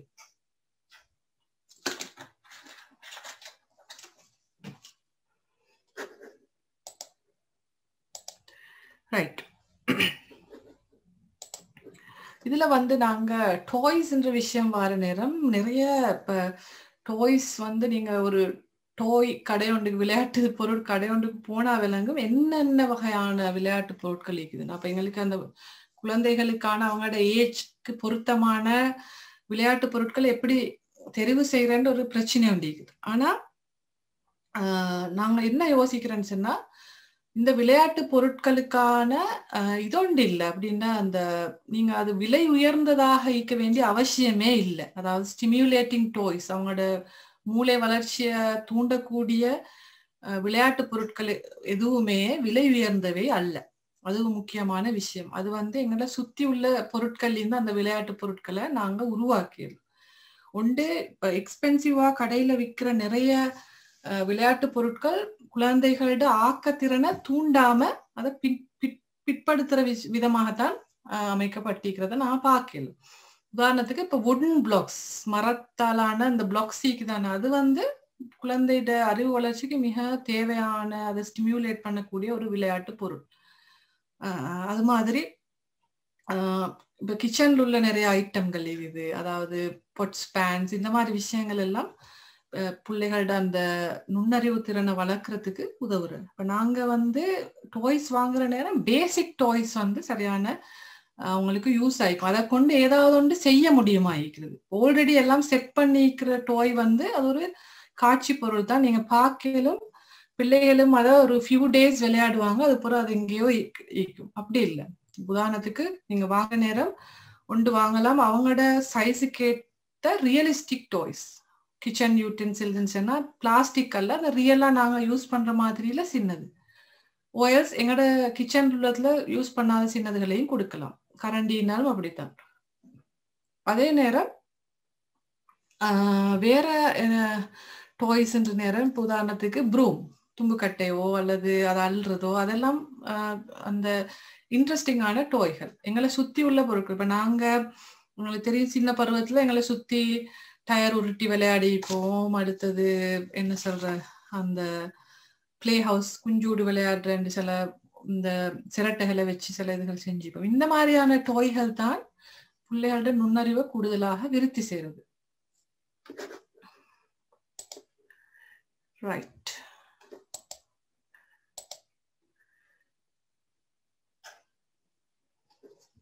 அடுத்தது சேஃப் அண்ட் இண்டிபெண்டன்ட் என்வாயரன்மெண்ட். பாதுகாப்பு, சுதந்திரம் ரெண்டும் மீட்கக்கூடிய ஒரு சூழல் அவங்களுக்கு உருவாக்கி கொடுக்கணும். இப்ப நாங்க எந்த நேரமுமே பிள்ளைகளை ப்ரொடெக்ட் பண்ணிக்கொண்டு பாதுகாத்து கொண்டு இருக்கிற நேரம் அவங்களுக்கான அந்த அறிவு அல்லது அந்த நுண்ணறிவு வளர்றதுக்கான வாய்ப்பு மட்டுப்படுத்தப்பட்டு. என்னன்னு சொன்னா, நீங்க பார்க்கல ஒரு பைக் கொண்டுல ஏறி விழுந்து காலை இது பண்ணிக்கொள்ளாத ஒருத்தருக்கு அந்த அந்த எக்ஸ்பீரியன்ஸ் கிடைச்சாது. நாங்க ஃபுல்லா இந்த இடத்துலயுமே விழாம அவன் பிடிச்சி கவனமாக பாதுகாக்கிற நேரம் அந்த ஒரு இடத்துல விழுந்து அந்த ஃபெயிலியர், தோல்வியை அனுபவிச்சுற அந்த அதனூடாக வரக்கூடிய அந்த லேர்னிங் அது அந்த பிள்ளைக்கு வராது. அப்ப கட்டாயமா நாங்க நாங்க புள்ளல் ஏறி பாயிரத்துக்கு இல்லாட்டி ஒரு இடத்துல இருந்து கீழே விழுகிறதுக்கான அந்த சுதந்திரத்தை கொடுக்கணும். அதுக்கான சேஃப்டி என்வாயரன்மெண்ட்டை உருவாக்கிட்டு அதுக்கான சுதந்திரத்தை அவங்களுக்கு கொடுக்கணும். இப்ப நாங்க பார்க்கலும் மேபி ஒரு 20 years முன்னுக்கு இந்த சைல்ட் சேஃப்டி, அந்த சைல்ட் லாக், சைல்ட் ப்ரூஃப், இது இந்த விஷயங்கள் எதுவுமே ஈக்கல்ல. பிளக்ல அடிச்சுறதுக்கான இப்ப எல்லாம் வந்திக்குது தானே சைல்ட் ப்ரூஃப் பண்றதுக்கு. இப்ப பொட்டில் எடுத்தாலும் சைல்ட் ப்ரூஃப் லிட்டோட தான் அது வரும். இது உண்மையாக என்ன நடக்குறன்னு சொன்னா, அந்த லேர்னிங் ப்ராசஸ்ல ஒரு ப்ராப்ளம் உருவாக்குற. நாங்க என்ன செய்யறோம்னு சொன்னா, பிளக் பாயிண்ட அடைச்சி வச்சா அது அக்சஸ் பண்ண இல்லாத ஒரு விஷயமாக மாறுறது இல்லாம அந்த புள்ள இதை ஏன் அடைச்சி வைக்கிற அந்த விஷயத்த அறிஞ்சு கொள்ளாது. அப்ப நீங்க அந்த பிளக் பாயிண்ட வச்சு போடப்படாத இந்த பிளக் சொல்ற நேரம் அது டிஃபரெண்ட் விதமான ஒரு லேர்னிங் கொடுக்கும். இது நீங்க தான் சூஸ் பண்ணணும்.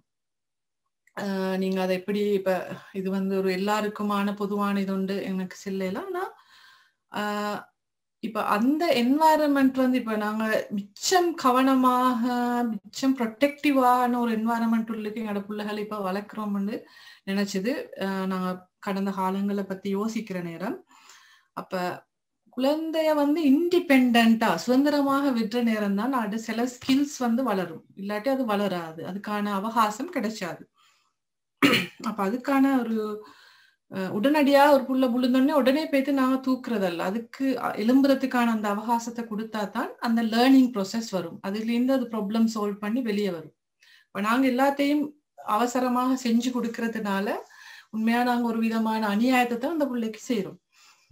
அப்ப சூழல்ல அந்த சேஃப்டியை நாங்க உறுதிப்படுத்தணும். இப்ப ஒருத்தர நிலைமைகள் வித்தியாசமாயிக்கலும். இப்ப நீங்க இப்ப சைல்ட் சேஃப்டி, சைல்ட் ப்ரூஃப் பண்ண வேண்டிய கட்டாயம் 2-3 பிள்ளைகள் இருக்கிற நேரம் உங்களுக்கு மேனேஜ் பண்ணலான்ற நேரம் அது வேற விஷயம். ஆனா நீங்க ஒத்தரை வச்சு கொண்டு அதை நீங்க மேனேஜ் பண்ண உங்களுக்கு டைம் இருக்குதுன்னு சொன்னா அதை நீங்க அவருக்கு இது பிடிக்க கூடாதுன்னு சொல்லி கொடுக்கறது அந்த ப்ரூஃப் பண்றதை விட இஃபெக்டிவான மெத்தடாக இருக்கும்.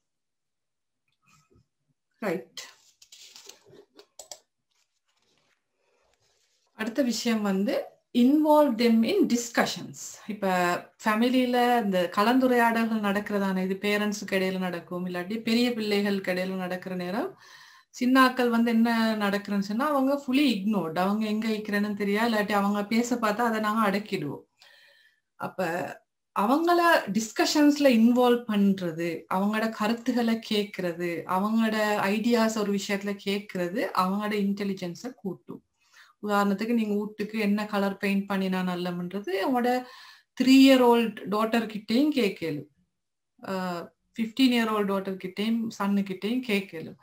அப்ப அத நேரம் அவங்க ஃபீல் பண்ணுவாங்க, நானும் ஒரு இம்பார்ட்டன்டான ஆள், நான் எனக்கும் விஷயங்கள் தெரியும். அந்த பிலீஃப் அவங்களுக்கு ஒரு கான்ஃபிடென்ஸை கொடுக்கும். அது அந்த இன்டெலிஜென்ஸை வளர்க்கறதுக்கு ஹெல்ப் பண்ணும்.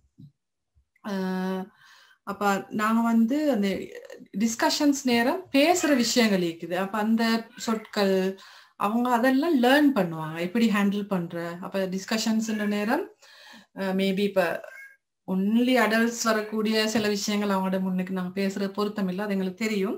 அதல்லாத மற்ற சந்தர்ப்பங்கள்ல இப்போ ஒரு வீட்டுல ஒரு என்ன சாப்பாடு ஆக்கணும்ன்றத கூட நாங்க பிள்ளைகளை கலந்துரும். இது ஒரு கஷ்டமான வேலை மாதிரி இருந்தாலும் அந்த பிள்ளையோட ஃபியூச்சரை யோசிக்கிற நேரம் நாங்க ஒரு நல்ல ஒரு விஷயம் செய்யறதாக இருக்கும் அந்த டிஸ்கஷன்ஸ்ல இன்வால்வ் ஆகிற நேரம். ரைட். டிஸ்கஷன்ஸ் தெரிஞ்சிக்கும். அது ஒன் வே நரேஷன் அல்ல, நீங்க சொல்றதும் புள்ள கேட்டுக்கொண்டிருக்கிறதும் டிஸ்கஷன் அல்ல. டிஸ்கஷன் நீங்க ஒரு விஷயத்தை கேட்டு ரெஸ்பான்ஸ் எதிர்பாருங்க. Even in babies, 6 months 7 months old பேபிஸ்ட கூட நாங்க அதை நார்மலா பேசிட்டு அவங்கள ரெஸ்பாண்ட் பண்றதுக்கு யூ ஹாவ் டு வெயிட். நீங்க வெயிட் பண்ணினா அது ஏதோ ஒரு கியூ ஒன்று காட்டும். அப்ப அப்படி இருக்கிற நேரம் தான் அந்த கான்வர்சேஷன் வளரும். அந்த என்னையும் ஒரு பொறுமதியான ஆளாக மதிக்கிறாங்கன்றது சின்ன வயசுலயே அந்த பிள்ளைக்கு வரும். அப்படி வந்தா தான் அதை அடுத்த கட்டத்துக்கு எங்களுக்கு கொண்டு போக இயலும். Right. Make them feel loved. அவங்களுக்கு அன்பு காட்டப்படுவதாக அவங்க உணரணும். இது மெயின் திங் உண்டு. அது நிறைய சயின்டிஸ்ட்கள் ஒப்சர்வ் பண்ணிக்கிறாங்க. இன்டெலிஜென்ஸ்ல இப்ப பிள்ளைகளை நாங்க ஹக் பண்றது, தூக்கி வச்சு கொண்டிருக்கிறது, இந்த விஷயம் ஃபியூச்சர்ல அவங்களோட இன்டெலிஜென்ஸ்ல பெரிய ஒரு இம்பாக்ட் உண்டு, தாக்கத்தை செலுத்துதுண்டு. அப்ப பிள்ளைகள் பிறகு டிப்ரெஸ்ட் ஆகி அல்லது ஒதுங்கி அல்லது சமூக விரோதமான செயல்கள்ல ஈடுபடுறது கூட ஆரம்ப காலத்துல அவங்களுக்கு கிடைச்ச அன்புல இந்த குறைபாடுகள், அந்த அணைப்புல இந்த குறைகள், அதுகள் காரணமாக இந்திக்குது. அதனால எப்பயுமே அந்த அன்பை வெளிக்காட்டுறது, அதை அணைக்கிறதாக ஈக்கலும், தூக்குறதா ஈக்கலும், கிட்ட வச்சு கொண்டு தூங்குறதாக ஈக்கலும், அவங்களோட சேர்ந்து கதைச்சுறது, பேசுறது, விளையாடுறதாக ஈக்கலும், அவங்க கன்ஸ்டன்ட்லி அவங்க ஃபீல் பண்ணணும் ஐ எம் பீயிங் லவ்ட், என்ன எல்லாரும் விரும்புறாங்க, என்ன நேசிக்கிறாங்கன்ற அந்த ஃபீல் அந்த பிள்ளைக்கு வரணும். அப்ப அது தான் அந்த ஹையர் திங்கிங் ஸ்கில்ஸ் அதுகெல்லாம் வளர்க்கும் அந்த பிள்ளைட்டு. அப்ப அதான் நாங்க அந்த பிள்ளையோட உணர்வுகள் எங்களுக்கு சரியாக புரிஞ்சு அந்த அன்பை கொடுக்கலுமா இருந்தா அந்த இன்டெலிஜென்ஸ்ல அது ஒரு பெரிய ஒரு பகுதி அவங்களுக்கு எடுக்கிறது. ரைட். அடுத்தது இன்னொரு முக்கியமான விஷயம் தான் பேலன்ஸ்ட் டயட் அல்லது அந்த நல்ல போஷாக்கான உணவுன்ற விஷயம்.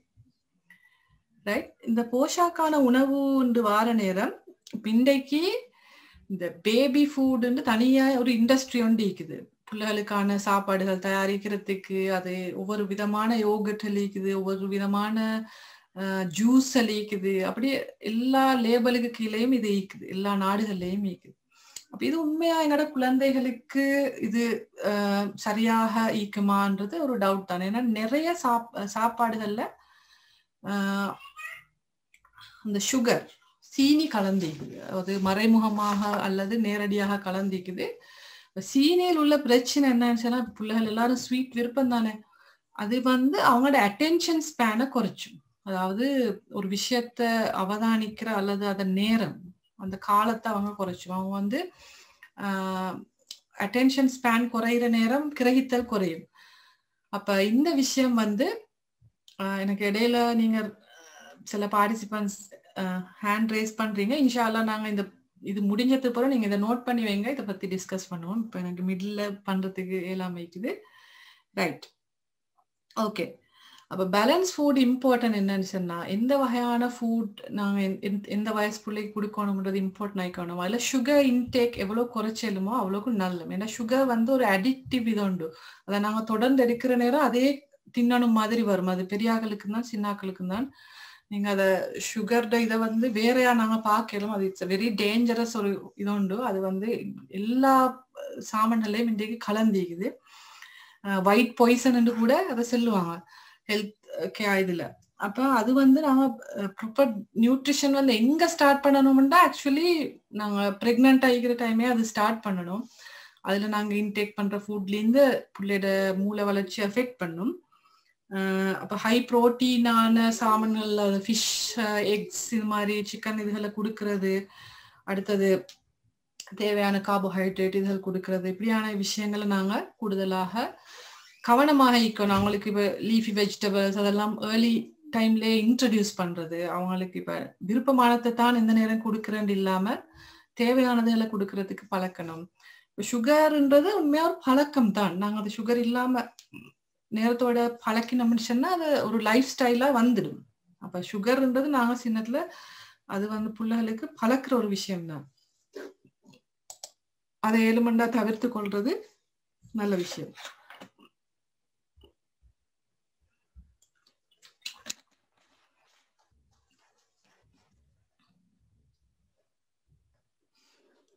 ரைட்.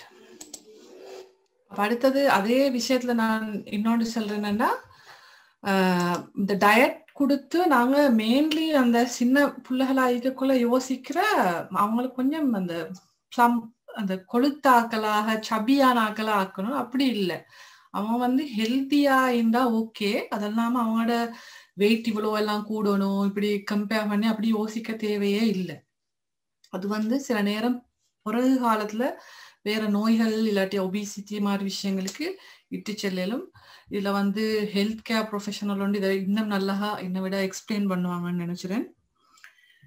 ரைட். அப்ப பேலன்ஸ் டயட்ன்றது முக்கியமான ஒரு விஷயம். ரைட். அடுத்தது ஆப்பர்ச்சுனிட்டி டு எக்ஸ்பிரஸ் தெம்செல்வ்ஸ். அவங்க மனசுல என்ன நினைச்சுறாங்களோ அதை வெளியே காட்டுறதுக்கான சந்தர்ப்பங்களை உருவாக்குறது. அப்ப இதுல நிறைய நாங்க பார்க்கலும் என்னண்டா, உதாரணத்துக்கு தனக்கான தனக்கு வர ஐடியாஸ் எக்ஸ்பிரஸ் பண்ற ஒரு ஊடகம் தான் பெயிண்டிங் அல்லது ஆர்ட்ன்றது. அதே மாதிரிதான் பாடல்கள், இல்லாட்டி அந்த சில நேரம் அர்த்தம் இல்லாத வேர்ட்ஸ்ல போயட்ரி மாதிரி சொல்லுவாங்க அல்லது பேசுவாங்க. அதுக்கான சந்தர்ப்பத்தை நாங்க கொடுக்கணும். இப்போ ஒரு விஷயம் அவங்க வரைஞ்சேன்னு சொன்னா அவங்களோட ஆர்ட்ல அது என்ன வரைஞ்சிக்கிறாங்க, என்னத்துக்காக அதை செய்யறாங்கன்ற விஷயத்த நாங்க கேட்கணும். அந்த ஆப்பர்ச்சுனிட்டியை கொடுக்கணும். இடையில நிப்பாட்டப்படாது. ஏதாவது ஒரு விஷயம் எங்களுக்கு அப்சர்டா விளங்குது, அதாவது சொல்லுவோமே எங்களுக்கு பொருத்தமில்லாத ஒரு விஷயத்தோட புள்ள வரையுது அல்லது அதை எக்ஸ்பிரஸ் பண்ணுதுன்னு சொன்னா நாங்க பொறுமையாக அதை கேட்டு ஏன் அப்படி சொல்றாங்கன்றதுக்கான பின்னணியை விளங்கி கொள்ளணும். அந்த ஆப்பர்ச்சுனிட்டி இருந்தா தான் அந்த தைரியமா அந்த புள்ள எக்ஸ்பிரஸ் பண்ணும். அது அதோட ஃபியூச்சருக்கு இன்டெலிஜென்ஸுக்கும் நல்ல, வெல்பீயிங்க்கும் நல்ல விஷயம். ரைட்.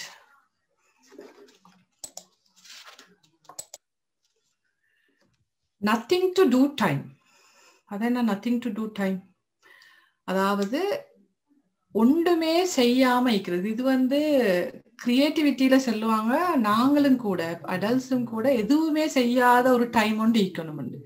உண்டு நாங்க வேலை செஞ்சு கொண்டிருப்போம், அல்லது ஒரு இன்ட்ரெஸ்டான வேலைய பேஷன் ஆன வேலை ஒன்று செஞ்சு கொண்டிருப்போம். அப்படி ஏதாவது ஒன்று continuously we are into something.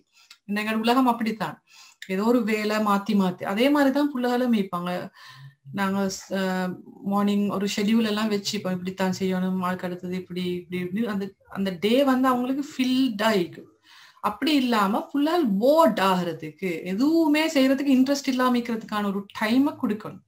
ஒன்றுமே டிவைஸ் எதுவும் கொடுக்காம, ஈவன் டாய்ஸையும் கொடுக்காம அவங்கள ஒரு இடத்துல வச்சு அந்த டைம்ல என்ன நடக்கும்னா அவங்களோட பிரெயின் வந்து ஸ்டிமுலேட் ஆகும். ஓகே, நான் இந்த மாதிரி செய்யணும்.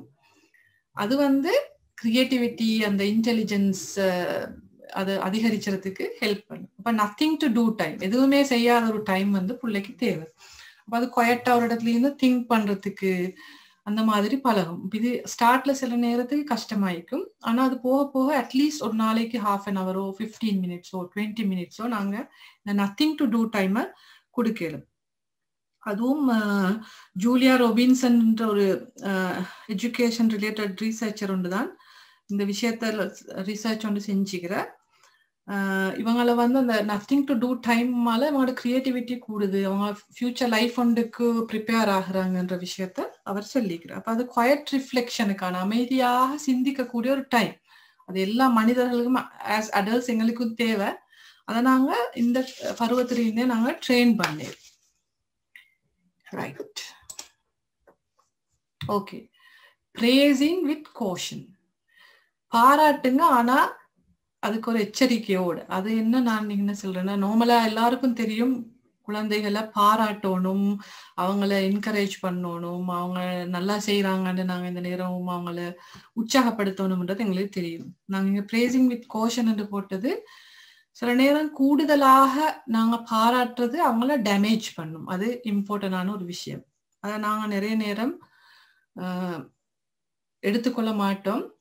இப்ப அந்த பிள்ளைக்கு விளங்கோடும், நான் ஒருக்கா ஃபெயில் ஆனாலும், ஃபெயில் மீன்ஸ் நான் ஒரு விஷயம் செஞ்சால தோல்வி அடைஞ்சாலும் ஐ ஆம் குட், நான் எனக்கு ஏலும், எனக்கு திறமை ஈக்குதுன்றது வாரன்னு சொன்னா நீங்க பிரேஸ் பண்ற நேரம் ஓவரா அவங்களோட அச்சீவ்மெண்ட்ஸுக்கு, அவங்க செய்யற விஷயங்களுக்கு மட்டும் நீங்க பிரேஸ் பண்ற நேரம் அந்த பிள்ளைக்கு எந்த நேரமும் அந்த பிரேஸ் தேவைப்படும். அது ஃபியூச்சர்ல ஒரு நார்சிசிஸ்டா, தன்னை மட்டுமே யோசிக்கிற ஒரு ஆளாக மாறுறதுக்கு இதாகும். அப்ப அதால நான் கவனமாக ஈக்கணும். பிள்ளைய நீங்க பிரேஸ் பண்ற நேரம் மெயின்லி இப்ப அவங்களோட அப்பியரன்ஸை பிரேஸ் பண்றது, அடுத்தது நீங்க இன்டெலிஜென்ட் அப்படின்னு சொல்றதை விட அவங்க செய்யற ஒரு விஷயத்த, ஃபார் எக்ஸாம்பிள், ஓகே நீங்க வந்து எனக்கு கிச்சன்ல ஹெல்ப் பண்ணினீங்கன்னு அதுக்கு பிரேஸ் பண்றது நல்ல ஒரு ஆக்ஷனை, ஒரு செயலை எடுத்து பிரேஸ் பண்றது நல்ல. இல்லாட்டி அந்த பிள்ளைய நாங்க என்ன செய்யறோம்னா, நீங்க வெரி இன்டெலிஜென்ட், நீங்க உங்களுக்கு எல்லாம் மேலும்னு சொல்லி ஒரு இடத்துல வச்சோன்னா அந்த இடத்துல இருந்து அந்த பிள்ளை இறங்காது. அப்ப இது நிறைய இடங்கள்ல நாங்க பாக்குறோம். சில நேரத்துக்கு மிச்சம் ஏர்லி ஏஜ்ல பிள்ளைகளோட புக்ஸை வெளியிடுற, அவங்கள ஒரு பெரிய ஒரு செலிபிரிட்டி மாதிரி ஆக்குற நேரம் அந்த டேமேஜ் வந்து பிற்காலத்துல பிரச்சனை உண்டாக மாறும். ஏன்னா அவங்க வந்து வளர மாட்டாங்க, குரோ வராது. ஏன்னா எனக்கு எல்லாம் தெரியும், நான் தான் பெரிய ஆள், நான் தான் இன்டெலிஜென்ட் இடத்துக்கு அவங்க வந்தேன்னு சொன்னா அதுக்கு அடுத்த இது க்ரோவிங் வராது. அப்ப அது வெரி இம்பார்ட்டன்ட் எங்களுக்கு. அப்ப ஒரு ஃபெயிலியரும் ஒரு ஆப்பர்ச்சுனிட்டி ஃபார் க்ரோத், வளர்றதுக்கான ஒரு வாய்ப்பு தான்ன்றது அந்த பிள்ளைக்கு விளங்கணும்னு சொன்னா நீங்க பிரேஸ் பண்ற நேரம் கவனமா பிரேஸ் பண்ணணும். அதே நேரம் பிரேஸ் பண்ணவும் வேணும், அதுவும் இம்பார்ட்டன்ட் விஷயம். ஒரு மரத்துக்கு தண்ணி ஊத்துற மாதிரி ஒரு விஷயம் தான் அந்த பிரேசிங்னு சொல்றது. கூடுதலாக நீங்க ஊத்தி அதை டேமேஜ் பண்ணவும் கூடாது, அளவாக நாங்க அதை செய்யணும். ரைட்,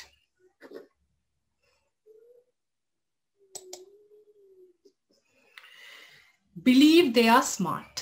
அதாவது பிள்ளைகள், உங்களோட குழந்தைகள், அவங்கள சுத்தி உள்ளவங்க வந்து புத்திசாலிகள் நீங்க நம்புறீங்களா? நீங்க நம்பணும் ஃபர்ஸ்ட்டுக்கு. அப்ப அதுல நிறைய ஸ்டடிஸ் இருக்குது. ரொசென்தல் அண்ட் லெனோ ஜேக்கப்சன் என்ற ஒரு அந்த ஸ்டடி ஒன்று இருக்குது.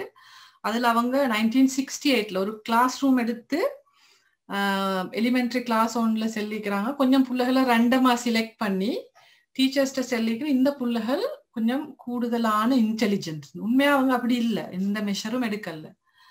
அப்ப அவங்க அப்படி சொல்லிட்டு ஒரு குறிப்பிட்ட காலத்துக்கு பிறகு செக் பண்ற நேரம் அவங்களோட ஐக்யூ லெவல்ஸ் எல்லாம் அந்த பிள்ளைகளோட கூடிக்குது. என்ன காரணம்னா அந்த டீச்சர்ஸ் நம்பினாங்க தானே, இவங்க இன்டெலிஜென்ட் இந்த ரிசர்ச்சர்ஸ் வந்து செலக்ட் பண்ணிக்கிறாங்கன்னு நம்பினதுக்கு பிறகு அவங்கள ஸ்பெஷலா தான் ட்ரீட் பண்ணுவாங்க. ஓகே, தே ஆர் ஸ்மார்ட், என்ன செஞ்சாலும் அவங்களுக்கு ஒரு விஷயம் இருக்குது, அந்த அதை பிலீவ் பண்ண தொடங்கினோன்னா அந்த பிள்ளையும் அதை பிலீவ் பண்ணும். அது நேரம் அது ஒட்டோவா அந்த இடத்துக்கு வந்துடும். அப்ப அந்த பிலீஃப்ன்றது இஸ் வெரி இம்பார்ட்டன்ட். அவங்களுக்கு ஏலும் செய்யலும்ன்ற அந்த growth மைண்ட் செட்டோட அந்த பிலீஃப் ஈக்கணும். அப்ப அந்த நேரத்துக்கு அவங்களும் நம்புவாங்க, சுத்தி உள்ளாக்களும் நம்புவாங்க. Right, let them learn life skills. இது எத்தனை பேர் நாங்க அந்த பிள்ளைகளுக்கு கொடுக்கிறோம்? அதாவது வாழ்க்கை திறன்களை கொடுக்கிறது. இப்ப இது எந்த ஏஜ்ல இருந்து கொடுக்கலும்னா கிட்டத்தட்ட 1 இயர்ல இருந்து நீங்க ஸ்டார்ட் பண்ணலும். அது எப்படின்னா, இப்ப நீங்க பிள்ளைய கஷ்டப்படுத்துறேன்னு யோசிக்க தேவையில்லை, அந்த ஏஜுக்கு பொருத்தமான வேலைகளை கொடுக்கிறது. வந்து 1 இயர் பிள்ளையோண்டுக்கு என்ன நாங்க செல்லலும்னு சொன்னா, ஒரு பொருளை ஒரு இடத்துல இருந்து எடுத்துக்கொண்டு வந்து தர செல்லலும். அதுவும் ஒரு லைஃப் ஸ்கில் தான். ஒரு 2 இயர்ஸ் பிள்ளைன்னு சொன்னா அதுக்கு ஏத்த மாதிரி இப்ப இப்படி கழுவுற இதோண்ட கொடுத்து கழுவ வைக்கலும், அல்லது வீடு கூட்டுற நேரம் அதுக்கு ஹெல்ப் பண்ண செல்லலும். இதால் இவங்க வந்து அந்த லைஃபுக்கான ஸ்கில்ஸ் மட்டும் இல்லை, அதுக்குள்ளால மேத்தமெட்டிக்கல், லாங்குவேஜ் இதெல்லாம் படிப்பாங்க. அப்ப அது எங்களோட கையில தான் நீக்குது. அப்ப அது எதையுமே செய்யாம தின்றதை கூட எடுத்து வைக்காம பழக்கப்படாது. அது ஃப்ரம் த பிகினிங். அது பாய்ஸ் கேர்ள்ஸ் டிஃபரன்ஸ் இல்லை, பாய்க்கும் ஆக்க தெரிஞ்சுக்கணும், கேர்ளுக்கும் ஆக்க தெரிஞ்சுக்கணும். அது அந்த ஸ்கில்ஸ்ல நாங்க டிஃபரன்ஷியேட் பண்ணாம நாங்க அவங்களுக்கு அந்த லைஃப் ஸ்கில்ஸை கொடுக்குற நேரம் அவங்க வந்து அவங்களோட அதர் ஸ்கில்ஸும் அதோட சேர்த்து கூடும். அப்ப அவங்களோட பொறுப்புணர்வு கூடும், நான் ஒரு இம்பார்ட்டன்ட் ஆளுன்ற அந்த ஃபீலிங் வரும். அதுக்காக தான் அந்த விஷயத்த நான் செய்யணும். ரைட், அடுத்தது டெல் ஸ்டோரிஸ், கதைகளை சொல்றது. இப்ப இந்த இடத்துல நான் கதை சொல்றேன்றது வந்து மெயின்லி உங்களோட லைஃப்ல உள்ள ஸ்டோரிஸ். அதாவது உங்களோட லைஃப்ல ஸ்டோரிஸ், அதாவது உங்களோட ஒர்க்லயோ உங்களோட சின்ன காலத்துல உங்களோட சைல்ட்ஹுட்ல நடந்த விஷயங்கள், இதுகளை நீங்க உங்களோட குழந்தைகளோட ஷேர் பண்ணுங்க. அப்ப அது ஒரு அவங்க அதை எக்ஸ்பீரியன்ஸ்ல இருந்து அதை வந்து யோசிப்பாங்க, லேர்ன் பண்ணுவாங்க அதுல இருந்து நிறைய விஷயங்கள். அப்ப அது ஒரு சின்ன பிள்ளைதானேன்னு கணக்கெடுக்காம விடாம உங்களோட ஒர்க்லாண்டே நடந்த விஷயங்களை நீங்க ஒரு கதையாக செல்லலும், அல்லது சின்ன காலத்துல நீங்க விளையாடின விளையாட்டுகள், நீங்க யாரோட இன்டராக்ட் பண்ணின உங்களோட ஃப்ரெண்ட்ஸை பத்தி, இது வந்து அவங்களுக்கு இன்ட்ரெஸ்டிங்காக இருக்கும். அப்ப அதை நாங்க டிஸ்கஸ் பண்ணணும். அது வந்து ப்ராப்ளம் சால்விங் அவங்களோட அபிலிட்டியை கூட்டும், அவங்க மற்றவங்களோட இன்டராக்ட் பண்ற அந்த கான்ஃபிடென்ஸை கூட்டும். அதே நேரம் ஃபியூச்சர்ல எங்களோட ரோட் எப்படி இருக்கும், எங்களுக்கு எப்படியான சேலஞ்சஸை சந்திக்க வேண்டி வரும்னு அந்த புள்ள ஃபீல் பண்ணும். அப்ப அது நூடாக ஒரு லேர்னிங் ஒன்று நடக்கும், அது இன்டெலிஜென்ஸை அதிகரிக்கிறதுக்கு ஹெல்ப் பண்ணும். ரைட், அடுத்தது பைலிங்குவல் என்வாயன்மெண்ட். அதாவது 2 பாசை 2 லாங்குவேஜ் பேசுற சூழல்ல வளர்ற பிள்ளைகள் மற்ற பிள்ளைகளை விட இன்டெலிஜென்ட் அதிகமாயிக்கிறத ஆய்வுகள் காட்டுது. என்னன்னா 2 லாங்குவேஜ்ன்ற நேரம், அந்த 2 லாங்குவேஜ் பேசுற நேரம் மூளை ஒரு லாங்குவேஜ் பேசுற நேரம் அது இடைத்தொடர்புகள் ஒரு விதமாக ஈக்கும், இன்னொரு லாங்குவேஜுக்கு இன்னொரு விதமாக ஈக்கும். 2 சைடால் அப்படி ஸ்டிமியூலேட் ஆகிற நேரம் அந்த புள்ள ஸ்மார்ட்டாக வாரத்துக்கான வாய்ப்பு கூடுதலாக ஈக்கும். அந்த 2 லாங்குவேஜுக்கும் அது ரெடியாக ஈக்கணும். அப்ப மோர் லாங்குவேஜஸ் நீங்க வீட்டுல பேசுற நேரம், எழுதுற நேரம், இதாகிற நேரம் அது வந்து அது நல்ல ஒரு சூழலை ஏற்படுத்தும். அப்ப பொதுவாக எல்லா வீடுகள்லயும் இப்ப வந்து 2 லாங்குவேஜ் இதாகிக்கும். ஆனா நீங்க மெயின்லி ஒரு லாங்குவேஜுக்கு ஃபோக்கஸ் பண்ணாம இன்னொரு லாங்குவேஜையும் இன்ட்ரடியூஸ் பண்ணுங்க. அது வந்து பேசவும் வேணும், எழுத வாசிக்கிறதுக்கும் மேலுமாக இருந்தா இன்னும் அதோட இன்டெலிஜென்ஸ் பிள்ளையோட இன்டெலிஜென்ட் அதிகரிக்கிறதுக்கான வாய்ப்பை கூட்டிக் கொள்ளையிலும்.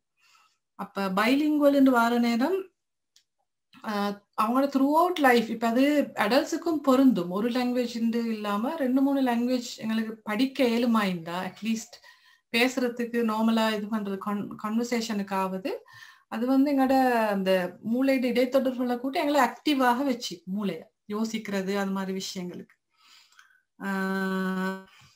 ரைட்,